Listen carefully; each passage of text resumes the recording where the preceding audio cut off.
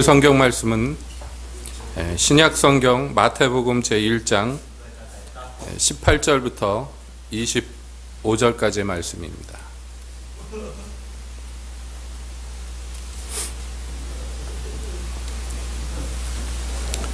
마태복음 1장 18절부터 함께 보시겠습니다.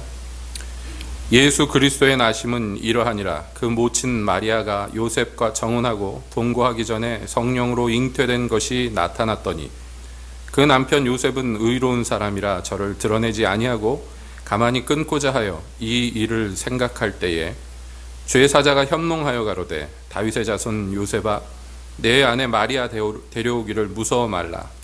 저에게 잉태된 자는 성령으로 된 것이라. 아들을 낳으리니 이름을 예수라 하라. 이는 그가 자기 백성을 저의 죄에서 구원할 자이심이라 하니라. 이 모든 일에 된 것은 주께서 선지자로 하신 말씀을 이루려 하심이니 가라사대 보라 처녀가 잉태하여 아들을 낳을 것이요 그 이름을 임마누엘이라 하리라 하셨으니 이를 번역한즉 하나님이 우리와 함께 계시다 함이라. 요셉이 잠을 깨어 일어나서 주의 사자의 분부한 대로 행하여 그 아내를 데려왔으나 아들을 낳기까지 동침치 아니하더니 낳음에 그 이름을 예수라 하니라. 아멘. 거룩하신 우리 하나님, 이 시간 오셔서 저희에게 말씀하여 주시옵소서. 저희가 듣기를 원하옵나이다. 말씀하여 주시옵소서. 예수님의 이름으로 기도하옵나이다. 아멘. 한 주간 평안하셨습니까?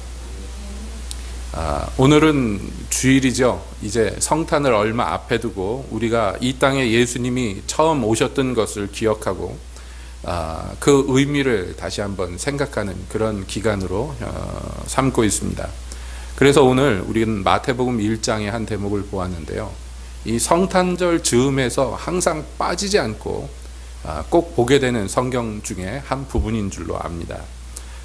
성경에 나온 것과 같이 예수님은 이 땅에 오실 때에 동정녀, 그러니까 남자를 알지 못하는 처녀의 몸을 통하여서 이 땅에 오셨습니다.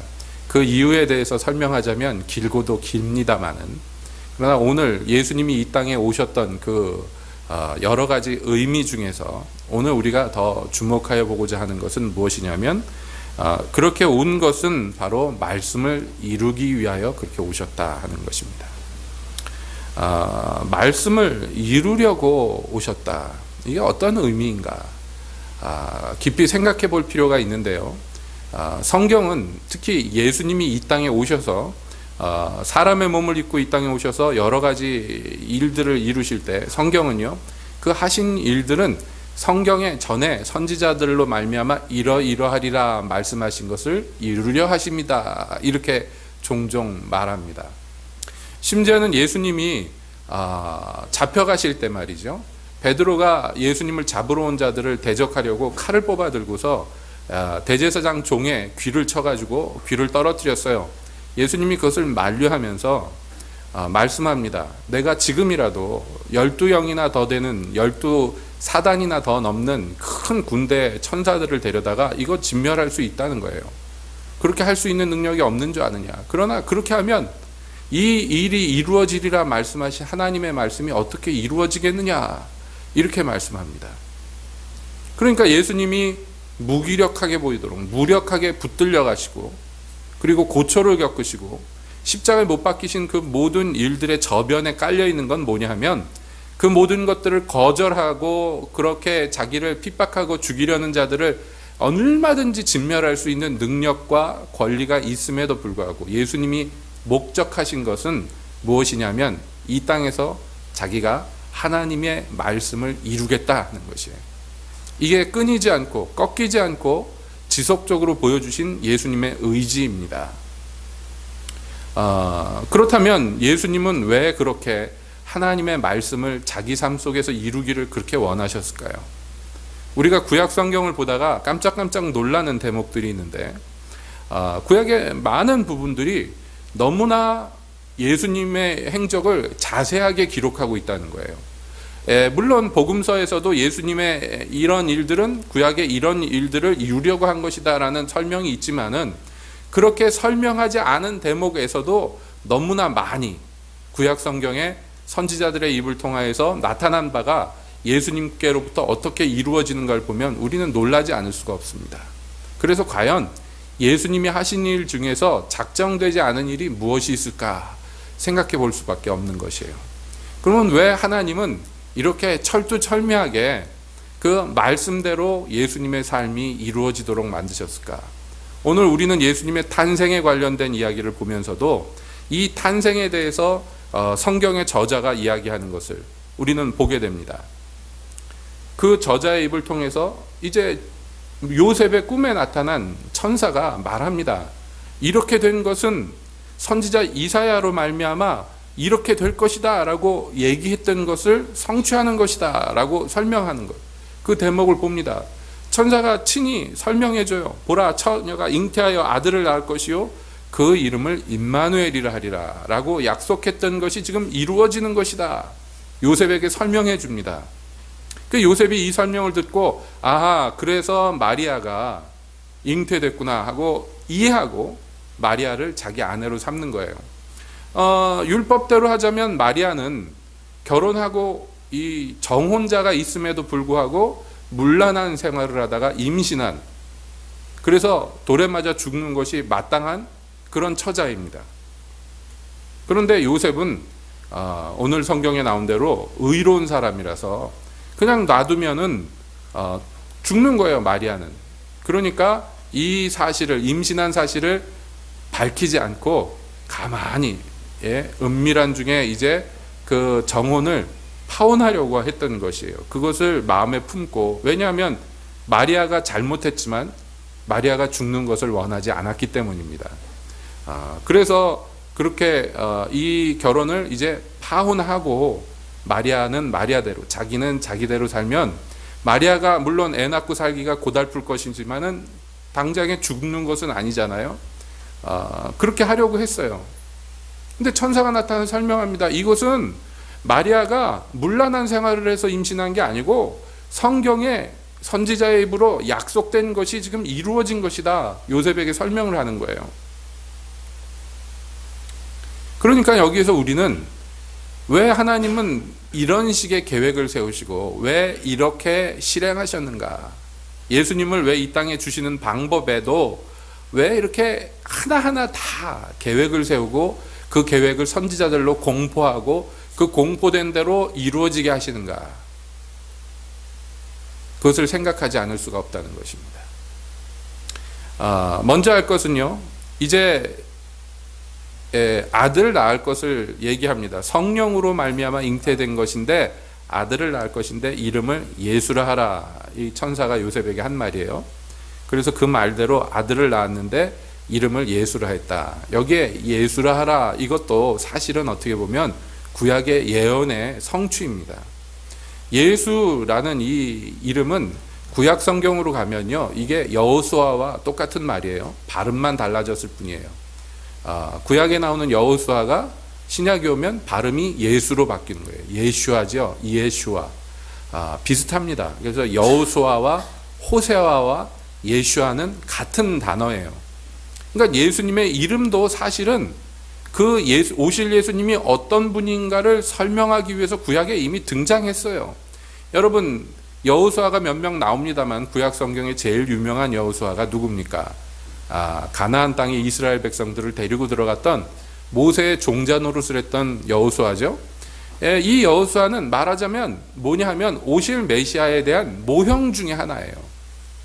예수님이 오셔서 이 땅에서 하실 것을 몸으로 보여주는데 여호수아를 사용하신 거예요. 여호수아가 예수님이라는 얘기가 아니에요. 이 여호수아의 행적이 오실 메시아의 어떤 부분을 표현하는 것이에요. 그건 뭐냐 하면 자기 백성을 저희 죄에서 구원할 자이기 때문이다 라고 설명해요. 그러니까 구약의 여호수아가 한 일이 뭐냐면 자기 백성을 하나님이 약속하신 땅으로 데리고 들어가는 역할을 했죠. 예수님이 이 땅에 오셔서 그런 역할을 하실 것을 예표로 보여준 거라는 거예요.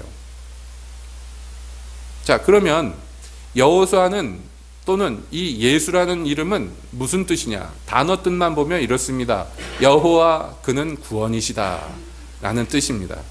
그러니까 여호수아 또는 예수가 나는 구원자다 그렇게 얘기하지 않아요. 뭐라고 얘기하냐면 하나님은 구원자이십니다 하고 말하는 거예요. 그 이름 자체가. 그래서 하나님의 구원이 이 땅에 이루어지는데, 예수님을 통해서 이루어지는데, 여호수아가 그랬듯이 예수님도 그런 어떤 구원자로서의, 하나님의 구원자로서의 일을 하는데, 구약의 여호수아가 이스라엘 백성들을 육체적으로 다른 나라로 옮긴 존재라면, 오실 메시아 예수님은 무슨 일을 하시느냐, 그것을 먼저 생각해 봅니다. 모세를 통하여서 또 여호수아를 통해서 하나님이 하신 일은 뭐냐면, 애굽 종되었던 땅에서 노예 생활에서 그들을 건지시고 자유하게 만드시고, 그리고 하나님이 약속하신 땅으로 데리고 들어갑니다. 그런데 우리는 어떻게 됐습니까? 예수님을 통해서요. 우리도 마찬가지인데, 우리가 전에 속했던 나라가 있어요. 전에 속했던 나라가 어떤 나라냐면 죄의 나라예요. 죄의 나라. 여기 설명대로 하자면. 그런데 그 죄는 다른 사람의 죄가 아닙니다. 누구 죄냐면 자기들의 죄예요. 저도 들은 얘기입니다만은, 어떤 독극물에 중독이 되면, 어떤 독충인지 독뱀인지 거기에 독이 몸 안에 들어오면 먼저 뭐가 일어나냐면 폐에서 출혈이 일어나고 폐에서 물이 막 생긴대요. 그래가지고 사람이 왜 죽느냐 했더니 자기 몸에서 나온 물로 질식해서 죽는다, 그런 얘기를 들었어요. 무서운 독이라서 그 몇 분 안에 응급조치를 하지 않으면 뭐라 그럴까요? 물에 빠져 죽는 것 같이 익사하는 거예요. 자기 피와 자기 체액에 익사해서 죽게 만드는 그 내부 출혈을 만들어주는 그런 독이 있대요. 제가 그 독 얘기를 왜 말씀을 드리냐면, 죄가 마치 이와 같더라는 거예요.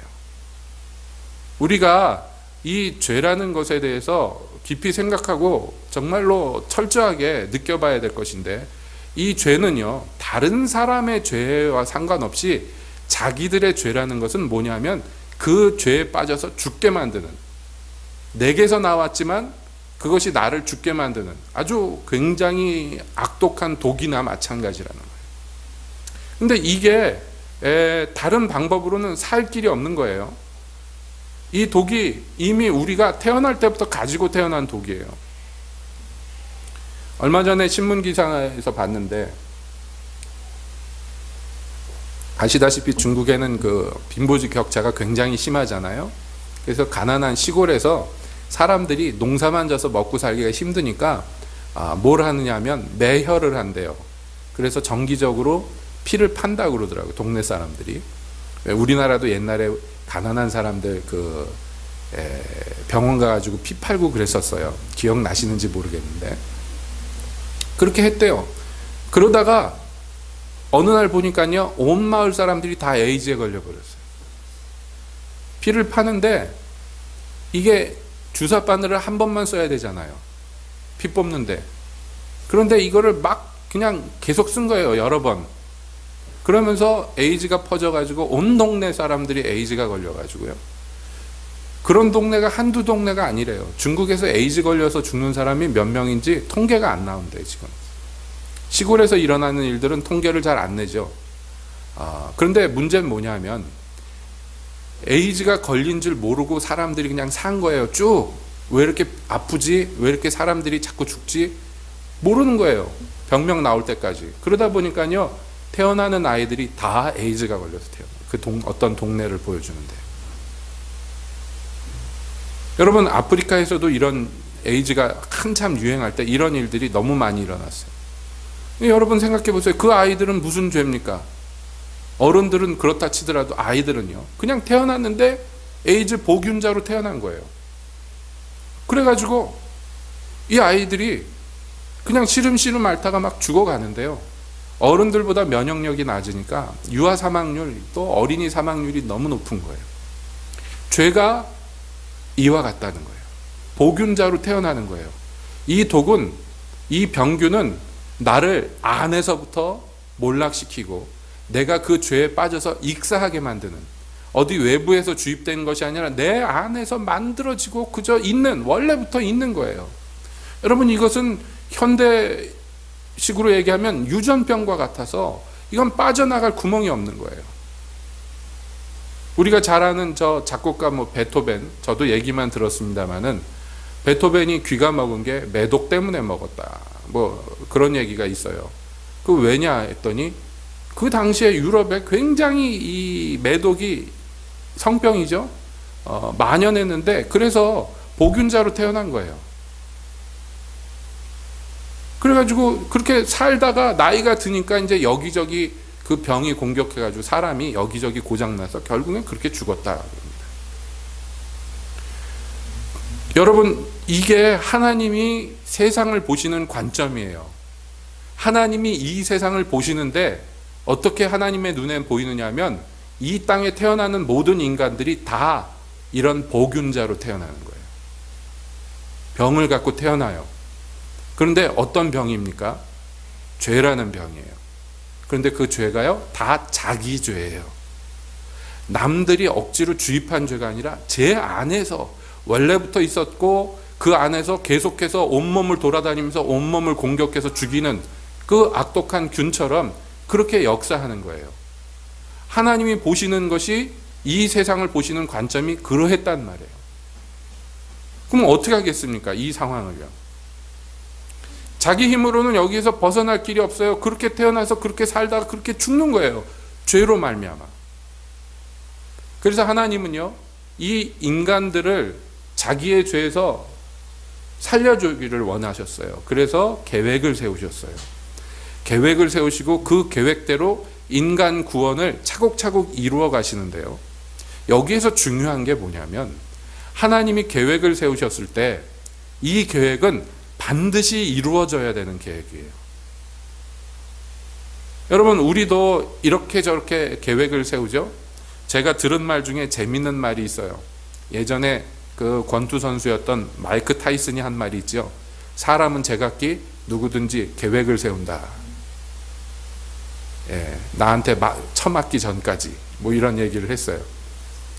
선수들이 뭔가 작전을 짜가지고 링 위에 올라오지만 자기랑 붙으면 계획이고 뭐고 상관없다는 거예요. 한참 잘 나갈 때 그 얘기를 했는데 그게 지금까지 전해 내려옵니다. 사람들이 공감한 게요, 기술도 좋고 체력도 좋고 작전도 잘 짜고 여러 선수들이 올라왔는데 솔직히 마이크 타이슨이 무슨 기술도 그렇게 좋은 편도 아니고 체격 조건도 좋은 편도 아니에요. 다른 선수들에 비해서. 그럼 막 이렇게 저렇게 작전을 짜도 몇 대 맞고 들어가서 한 대만 때리면 이기는 거예요. 그러니까 마이크 타이슨 말이 맞았다. 이렇게 얘기를 하는 거죠. 계획을 세우지만 그 계획이 자기 뜻대로 성취가 되는 게 아니에요. 우리가 나름대로 마음에 생각을 하고 이렇게 해야지 저렇게 해야지 했는데 여러분, 사람이 작정한 대로 되는 게 도대체 몇 프로나 됩니까? 거의 없죠. 그리고 대부분 슬픈 예감은 벗어나는 길이 없다고, 이렇게는 안 됐으면 좋겠다, 그런 일들이 대부분 돼버려요. 하나님의 계획이 그렇게 되면 안 됩니다. 하나님의 계획은요, 하나라도 어긋나면, 여러분, 하나라도 어긋나면 과장이 아니에요. 하나라도 어긋나면 인간들은 자기 죄에서 그냥 죽어야 돼요. 그러니까 하나님의 계획은 하나님이 세우신 대로 다 이루어져야 돼요. 그럼 어떻게 하겠습니까? 그게 어떻게 이루어지겠습니까? 그래서 예수님에 대해서 얘기할 때, 특별히 마태복음에서는요, 하나님의 계획이 얼마나 철저하게 세워졌고 얼마나 철저하게 실행되는가에 초점을 맞춥니다. 마태복음에서 특히 강조하는 거예요. 그래서 우리가, 여러분 많이 보셨죠? 성경 읽기를 올해는 좀 해야 되겠다. 그래서 대부분 구약을 시작하든지 신약을 시작하면, 신약 시작해서 여러분 제일 많이 본 데잖아요. 성경 중에서. 그 마태복음 1장, 누가 누굴 낳고 누가 누굴 낳고 쭉 나오죠. 일부러 마태복음에는 그 얘기로 시작합니다. 아브라함과 다윗의 자손 예수의 세계라, 그러면서 시작해요. 원문을 보면 이렇게 돼 있지 않아요. 어떻게 돼 있냐면 다윗의 자손 그리고 아브라함의 자손 예수 그리스도의 세계라고 설명해요. 다윗이 앞에 나와요. 그런데 우리나라 말로 번역할 때 우리는 장유유서가 익숙한 문화라서 아브라함을 먼저 내세웠지만 원래 순서대로는 다윗이 먼저예요. 왜 이렇게 되어 있느냐 하면, 혈통으로는 아브라함을 타고나지만 여러분, 왕위로서 다윗의 왕위로 예수님이 유대인의 왕으로 오셨다는 것을 강조하기 위해서예요. 그러면서 쭉 나오죠. 아브라함은 이삭을 낳고 이삭은 야곱을 낳고 쭉 나옵니다. 여기에서 중요한, 전부도 아니에요, 중요한 그 핏줄의 이름들이 쭉 나열이 돼요.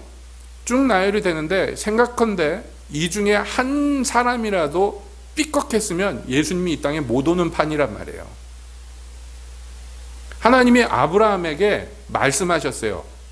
다시 말하면 약속하셨어요. 당신이 계획 세운 것을 아브라함을 통해서 이루겠다고 작정하신 바를 말씀하셨어요. 너와 네 자손으로 말미암아 만민이 구원을 얻을 것이다. 모든 백성들이 복을 얻을 것이다. 하나님이 약속했어요. 그리고 차곡차곡 이루어 가시는데 얼마나 많은 방해가 들어왔습니까? 이 아브라함 자손에게서 예수님이 나타나는 것을 얼마나 많은 것들이 무너뜨리려고 했어요. 외부적인 공격 있고 내부적인 부패가 있고, 그런데요, 하나님이 그것을 차곡차곡 이뤄 가십니다. 그리고 아브라함에게 또 그 약속이 이삭에게, 그 약속이 야곱에게 이루어져요. 야곱의 12아들들이 있는데 그 12아들들로 12지파가 생기는데 하나님은 뭐라고 약속하냐면 유다로 말미암아 홀이, 왕위가 이 땅에 올 것이다 그랬어요. 그런데 여러분, 유다의 아들들이요, 비명 행사해요. 자식을 못 낳아. 이렇게 죽고 저렇게 죽고. 하나님은 유다로 말미암아 왕위를 이루겠다 그랬는데 유다의 아들들이 자식 못 낳고 다 죽어나가요. 그거 어떻게 됐습니까? 별 이상한 방법이 동원돼요. 다 죽어나가니까 며느리가 변장하고 그 시아버지랑 동침해가지고 자식을 낳았어요. 말도 안 되는 방법으로 그 혈통을 이어가게 만듭니다. 하나님의 방법이 이렇게 이루어져요. 여러분, 다윗을 통해서 또 왕위가 이루어져야 되는데 다윗이 이 땅에 못 태어날 뻔했어요. 왜냐하면 다윗의 조상들도 자식을 못 낳고 다 죽어버렸어요. 다 죽어버렸죠. 그래서 남은 거라고는 늙은 할머니하고 이방에서 결혼은 했지만 자식을 못 낳은 며느리하고 이 두 여자밖에 그 가문에 안 남아버렸어. 그 가문에요. 그런데 하나님이 보아스를 통해서 이 여자를, 이방 여자를 통하여 자식을 낳고 그가 다윗을 낳게 만드셨어요. 하나님이 이렇게 저렇게 이끌어 가시는데, 그래서 예수님의 혈통 마태복음에서 나오는 거 보면 이상한 여자들이 중간에 막 들어가요. 이상한 여자들이. 제가 과장이 아니에요. 원래대로 정상적으로 했으면 그렇게 커플이 이루어지지 못할 여자들이 막 들어와. 바세바만 해도 그렇잖아요. 바세바만 해도. 다말만 해도 그렇잖아요. 이게 다 이상한 여자들이 들어와가지고 이상하게 자식들을 낳은 것이 이 혈통을 이어가게 만들어요. 얼마나 많은 일들이 있었습니까? 얼마나 많은 회방들이 있었습니까? 그러나 그것을 다 뚫고 이 땅에 약속대로 예수님이 오셨어요. 여러분, 이것이 우리에게 가르쳐 주는 게 뭐냐면 하나님이 작정한 것은 하나님이 반드시 이루신다. 하나님이 작정한 것은 하나님이 반드시 이루신다. 여호와의 열심히 이를 이루시리라 그랬어요. 그래서 과연 그 약속대로 이 땅에 왔는데 막판에 무슨 일이 있었어요? 요셉이 마리아하고 결혼을 안 하려고 그랬어요. 가만히 파혼하려고 그랬어요.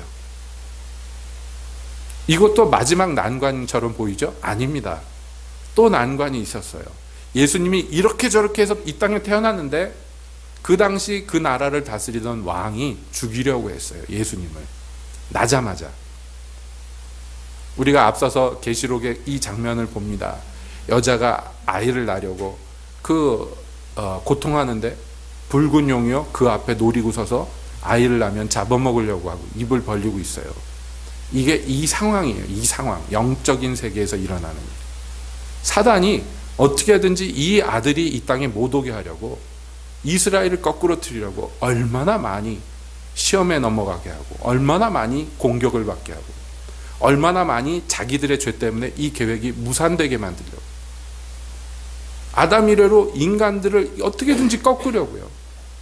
무던히 애를 썼어요. 그러나 하나님은 이 계획이 다 이루어지도록 열심을 내셔서 마침내 이루어졌어요. 이 땅에 그래서 예수님이 오셔서 그 예수님이 자기 백성을 자기들의 죄에서 구원하는 분으로 이 땅에 오셨어요. 그리고 이 땅에 그렇게 오실 때에 이 분은 단지 외부 조력자로 온 게 아니라는 거예요. 외부의 조력자로 와서 외부에서 도와주는 그런 인물로 온 게 아니라 임마누엘로 오신다는 거예요. 임마누엘. 하나님인데 어떤 하나님이에요? 우리들 중에 계신 하나님. 이게 임마누엘이에요. 하나님이 우리들 중에 계신다. 처녀가 잉태하여 아들을 낳으리니 그 이름을 임마누엘이라 하리라. 그렇게 오셨어요. 그런 방식으로. 이게 하나님의 계획이에요. 그래서 우리들 중에 하나가 돼서 우리가 겪는 모든 죄와 시험에서 승리하시고 마침내 우리가 겪는 사망까지 경험하시고 그 사망으로 음부 아래 내려가셔서 사망의 권세를 깨뜨리시고 그 사슬을 부수시고 자기의 능력으로, 성령의 능력으로 사망을 무너뜨리고 다시 살아나셨어요. 우리를 위해서 길을 내셨어요. 우리들 중에 계신 분이 우리를 이 죄와 사망에서 나올 수 있도록 길을 내주셨어요. 이게 하나님의 방법이에요. 이게 하나님이 약속하신 거예요. 그러니까 이 완벽한 계획, 사람이 상상도 못하고 그것을 무너뜨리려고 했던 마귀가 생각도 하지 못했던 이 엄청난 계획이 하나님의 손으로 수립이 되었고 하나님의 열심으로 이루어져서, 그래서 구원자 예수님이 이 땅에 오셔서 우리를 하나님의 계획대로 구원하셨어요. 여러분 감사하죠? 그러므로 처음에 예수님이 이 땅에 오실 때 말이죠, 하나님의 계획이 성취될 것을 바라보고 소망했던 사람들은 그 오시는 메시아를 영접할 수 있었어요. 성경에 나오는 바 동방에서 온 박사들이라든지 또 성전에 있었던 시므온이라든지 이런 사람들이 뭐냐면 이스라엘의 구원을 사모했던, 유대인의 왕이 이 땅에 구세주로 올 것을 사모했던 사람들, 그래서 그 모든 징조와 그 모든 나타남을 바라보고 있었던 사람들은 초림하는 예수님을 영접할 수 있었어요. 기쁘게. 그렇죠? 우리가 여기에서 또 한 가지 알아야 될 것은 하나님의 약속이 여기서 끝나지 않았다는 것이에요. 하나님의 인간 구원의 계획은 이후에도 계속해서 수립된 것이 있었고 또 성취돼 가고 있는 것이 있었고 앞으로 성취될 것들이 우리에게 남아있단 말이에요. 여러분, 예수님이 처음 이 땅에 몸을 입고 오셨던 것처럼 예수님이 다시 오실 것을 약속받았습니다. 저와 여러분들은. 그렇죠? 그 계획이요, 굉장히 철두철미합니다. 하나님의 계획이요. 예를 들어서 예수님이 이 땅에 처음 오실 때 여러분, 심지어는 예수님이 어느 동네에서 태어날 것인가까지 알았어요. 사람들이. 어떻게 해요? 선지자의 입을 통해서 말씀하셨기 때문이에요. 자, 그러면 우리가 봅시다. 예수님이 다시 오실 때는 어디로 오실 겁니까? 어느 동네로 오실 겁니까? 여러분 아십니까? 몰라요? 모르면 안 되는데, 알아야 되는데, 알아야 돼요. 그래서 유대 베들레헴입니다 알려주니까 동방의 박사들이 유대 베들레헴으로 가서 그 아들을 영접했잖아요. 예수님은 이제 재림하실 때, 다시 오실 때 어디에서 오십니까? 어디로 오십니까? 이걸 알아야 영접을 하죠. 강릉으로, 울진으로, 포항으로? 몰라요. 우리는 어떻게 어느 장소로 오실 건지 여러분 알아야 되는데 이게 관심이 없나? 왜 그걸 모르죠? 어떻게 오십니까? 성경은 이렇게 얘기해요. 번개가 동쪽에서 서쪽으로 치는 것처럼, 번쩍하면 온 세상 사람들이 다 볼 수 있는 것처럼 그렇게 오신대요. 우리는 어떤 방식으로 올지 몰라요. 방식은 몰라. 그러나 한 가지 아는 것은 예수님이 다시 오실 때 그 모습을 전 세계 사람들이 동시에 볼 수 있어요. 그게 어떻게 가능한가? 여러분, 우리는 구체적으로 어떻게 가능한지는 몰라요. 그러나 그렇게 될 것을 알아요. 그리고 이제는요, 여러분 보세요. 이제는 어떻게 됩니까? 무슨 스포츠 경기가 있다 그럼 전 세계 사람들이 동시에 관람하잖아요. 그런 세계예요. 인간의 기술만 갖고도 가능한 세계가 됐어요. 지금 우리는요. 과거 사람들은 상상도 못했을 거예요. 오늘날은 동시간으로 살 수 있어요. 전 세계 어디에 있는 사람이든지. 그렇죠. 여러분 그렇지 않습니까? 외국에 있는 사람들하고 동시간에 영상통화도 합니다. 얼굴 보고. 동시대를 살고 동시간을 누릴 수 있는 그런 모든 기술력들을 지금 우리는 경험하고 있어요. 예수님이 그러면 뭐 전 세계 중계방송하면서 오시느냐? 그건 아닐 거예요. 그러나 어떤 방식인지 모르지만 예수님이 약속하신 것은 예수님이 이 땅에 올 때 모든 인간이 동시에 볼 것이다. 그러면 예수님은 어떤 방식인지 모르지만 그렇게 오실 건데 그러면 몇 년도에 오실 겁니까? 예? 그거 안다 그런 사람들이 있으면 거리를 뛰세요. 그건 다 이단이니까. 그것은 하나님 아버지만 아신다 그랬어요. 그러나 말이죠. 정확한 연도와 날짜는 우리가 모르지만 그러나 예수님이 오시기 전에 이런 일이 있을 것이다. 이런 현상이 있을 것이다. 약속이 우리에게 있어요. 주님의 계획이 우리에게 밝혀진 것들이 있어요. 그렇죠? 그것을 우리가 하나하나 짚어보면 대충 알 수 있어요. 대충 알 수 있어요. 지금 예수님이 약속하시고 하나님이 계획하신 그 예수님의 재림에 대한 계획들 우리 생전에 아마 다 일어날 거예요.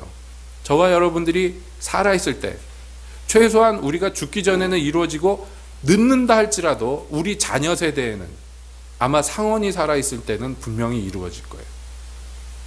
왜냐하면 그렇게 되고 가고 있잖아요. 지금 세상이. 과거에는 그게 되겠는가 했던 일들이 지금은 현실이 되고 있어요. 주님의 약속들이 말이죠. 난리와 난리 소문과 전쟁의 소문과 막 이런 거 들릴 거예요. 그러나 이것은 끝이 아니라 끝의 시작이라 그랬어요. 그리고 뭐 여러 가지 약속들이 있죠. 복음이 모든 민족에게 전파된 후에 오실 거예요. 지금 거의 다 미전도 종족이라는 게 거의 없어졌어요. 아주 소수만 남았어요. 그 약속대로 이 일이 곧 코앞에 닥쳤음을 우리가 볼 수가 있습니다. 그리고 성경에서 약속된 그 시대의 징조와 상징들이 지금 우리에겐 현실 세계가 돼 있어가지고 그런 얘기 많이 들어보셨을 거예요. 뭐 베리칩 받으면 안 되느니 막 이런 얘기들 막 하잖아요. 이게 왜냐하면 현실 기술로 다 성취가 됐기 때문이죠. 이마와 손에 무슨 표를 받아서 그것 없으면 물건을 사고 팔지 못한다. 그런데 짐승의 표다. 이것을 받는 사람들은 하나님 나라에 못 간다. 심판받는다. 그렇게 성경에 되어 있는데 이게 뭔가? 짐승의 표가 뭔가? 거기에 대해서 옛날에 설명들을 많이 했어요. 예를 들자면 지혜 있는 자는 봐라. 뭐냐? 사람의 숫자인데 666이다. 계시록에 나왔잖아요. 이게 무슨 의미인가? 그래서 전 세대 사람들이 암호 풀듯이 이걸 가지고 막 문자를 가지고 암호를 풀었는데, 그래 어떤 사람은 그 라틴어 어순 따라서 그 666을 막 숫자로 풀으니까 그 이름이 뭐가 됐느냐 했더니 네로 뭐 이런 거 나온 거예요. 네로 황제 있잖아요. 그러니까 그 당시의 사람들은 이게 적그리스도가 네로구나 막 그랬었어요. 지나간 네로 죽었잖아. 그래서 이런 어떤 악당들이 나올 때마다 어떻게 풀면 그 이름이 666이 되는데, 심지어는 히틀러도 어떻게 암호 풀듯이 풀면은 666이 나와요. 근데 그게 나오는 게 아니라 답을 먼저 정해놓고 거기다 맞춰서 풀면 대강 나옵니다. 근데 아니잖아요. 다 지나갔잖아요. 근데 지금 와서 보니까 이게 사람 숫자 뭐 이런 이름 숫자 이런 게 아니라 실제 그런 표를 받을 수 있는 기술들이 지금 다 개발이 됐고, 그래서 소수나마 지금 쓰이고 있어요. 예를 들어서 우리나라에서도 그런 캠페인 하죠. 자기 애완견들 이거 칩 맞아라 그런 거 하잖아요. 이거 이제 법으로 제정될 거예요. 많은 나라가 법으로 제정하고 있어요. 왜냐하면 개들 갖다 버리거나 개들을 잃어버리거나 이런 일들이 너무 많으니까, 이게 개들이 막 그렇게 풀려나가서 들개가 돼서 사람 공격하고 막 이런 경우도 있고, 전염병을 막 옮겨다니고 길고양이들이, 그러니까 아예 등록을 해라. 그래서 그 등록을 어떻게 하느냐, 이 칩을 하나씩 몸에다가 개 몸에다 삽입을 하면 얘가 어디 있어도 인공위성으로 다 찾아내. 또는 길 잃은 개를 주워다가 수의사가 스캔을 하면 집주인 정보가 나와요. 이 개 주인 정보가. 그래서 잃어버린 개도 찾고 이 개가 예방 접종을 뭘 했는지, 무슨 치료를 받았는지, 병 이력도 나오고 다 나옵니다. 이제 개에다 하나 사람에게 하나 뭐 기술은 똑같아요. 이게 지금 현실화되어 있고 상용화되기 직전이에요.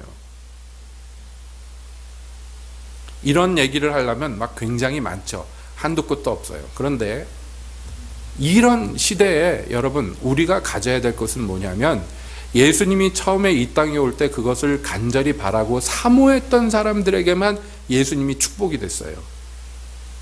그것을 사모하지 않았던 사람들에게 예수님은요, 저주와 같았어요. 여러분, 헤롯 왕이 예수님의 탄생을 듣고 기뻐했습니까? 아닙니다. 두려워하고 증오하고 죽이고자 했어요. 여러분, 예수님이 이 땅에 오셨을 때 세리와 창기들은 예수님을 환영했지만, 죄인들은 자기들의 죄를 인정하고 나는 죄인이라고 생각하는 사람들에게는 예수님은 굉장히 희소식이었지만, 스스로 죄가 없다고 나는 죄 중에 있지 않다고 믿었던 사람들에게 예수님은요, 눈의 가시와 같았어요. 예수님 다시 오실 때도 똑같은 일이 일어날 거예요. 여러분, 그러므로 우리가 아는 것은 예수님 말고는 하나님 계획에서 우리를 구원할 자가 없다는 것은 분명히 알아야 됩니다. 그렇지 않고 다른 방법이 있다면 하나님이 굳이 자기 아들의 피를 흘려서 우리를 구원하실 까닭이 없어요. 그렇죠? 예수님이 이 땅에 오신 것은 그 방법밖에 없기 때문이에요. 하나님이 우리를 대신해서 죽는 방법밖에는 이 죄값을 치룰 방법이 없기 때문이었어요. 마찬가지로 오늘날에도 똑같습니다. 여러분, 우리에게 다른 구원받을 만한 방법이 없어요. 다른 구원받을 만한 이름이 없어요. 그러면 어떻게 합니까? 예수님이 처음 오실 때랑 지금이랑 반응이 똑같아요. 지금도 똑같아요. 자기가 죄인이며 이 죄에, 자기 죄에 빠져서 익사할 수밖에 없는 이 죄인이 여기에서 구원받고 살아나는 방법은 예수님밖에 없다고 생각하는 그 사람들에게는 예수님이 찾아오실 때 그 사람에게는 희소식으로, 기쁨으로 찾아오셔서, 그래서 얼마든지 그 사람이 예수님을 영접할 때 그에게로 들어가 그는 나로 더불어 먹고 나는 그로 더불어 먹는 주님의 축복이 이루어집니다. 그러나 나는 그런 병이 없어요, 나는 그런 균이 내 몸에 없어요, 나는 죄인 아니에요 라고 생각하고 스스로 의인이라고 생각하는 사람들에게는요, 이 예수님에 대한 소식은 아주 거북하고 싫은 얘기가 돼요. 듣기 싫은 얘기가 돼요. 똑같아요. 어느 시대나. 예수님이 재림할 때도 그것을 기다리고 환영하는 사람들, 예수님이 다시 오셔야지 이 죄된 세상이 새롭게 되고 새하늘과 새 땅이 열리고 죄인들의 죄로 말미암아 죽는 이 일들이 이제 종식되고 하나님의 의로운 세상이 열린다는 것을 간절히 사모하는 사람들만이 예수님 오실 때 기쁨으로 예수님을 영접할 수 있어요. 그렇지 않고 우리는 이렇게 죄된 세상에서 죄를 즐기면서 사는 게 너무너무 좋다, 여기 간섭하지 말기를 원한다라고 생각하는 사람들에게 예수님은요, 재림하실 때 그게 기쁜 소식이 되지 않아요. 괴롭고 죽을 것 같은 일이 돼요. 그러므로 죄인들의 그 상황에 대해서 성경은 뭐라고 얘기합니까? 예수님이 다시 오시는 모습을 보면서 죄인들이 부르짖어요. 사나 내 위에서 무너져라. 내 위로 무너져서 저분의 눈에서 나를 가려다오 외치게 돼요.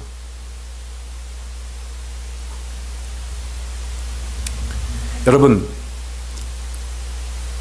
처녀가 잉태하여 아이를 낳는 것이 어떤 사람에게는 너무나 기쁜, 하나님이 우리들 중에 오셔서 우리를 죄에서 구원하신다는 너무나 행복한 얘기가 될 것이고, 어떤 사람들에게는요, 너무나 괴롭고 공포스러운 얘기가 될 것이에요.